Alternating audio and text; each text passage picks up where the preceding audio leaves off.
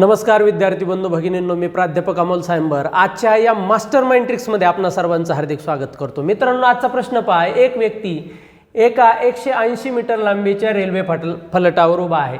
त्याने पाहिले की एक रेल्वे फलाटाला 20 सेकंदात ओलांडते, पण त्या व्यक्तीला 8 सेकंदात ओलांडते, तर रेल्वेची लांबी किती? आता बघा, फलाटाची लांबी दिलेली किती दिलेली आहे? 180 मीटर दिलेली आहे आणि ती रेल्वे त्या व्यक्तीला 8 सेकंदामध्ये ओलांडते आणि फलाटाला 20 सेकंदामध्ये ओलांडते। म्हणजे तिला 12 सेकंद यांच्यामधला फरक किती आहे? तर 12 सेकंद आहे। हा 12 सेकंद वेळ जास्त लागतोय कशाला? हे 180 मीटर ओलांडायला। म्हणजे बघा, 12 सेकंदात ती रेल्वे 180 मीटर अंतर कापते, तर व्यक्तीला ओलांडायला वेळ किती लागतोय? 8 सेकंद। मग 8 सेकंदामध्ये ती किती अंतर कापेल? तिरकस गुणाकाराने पण सोडू शकता, किंवा बघा ही संख्या ह्या दोन संख्या कोणाच्या पाड्यात आहेत का? आहेत 6च्या। 6 दुने 12, 6 त्रिक 18, मग 1 शून्य लावायचं आहे। मग ही संख्या कोणाची दोन पट आहे? 4।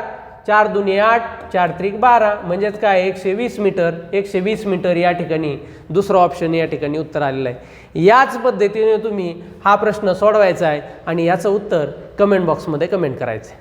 धन्यवाद।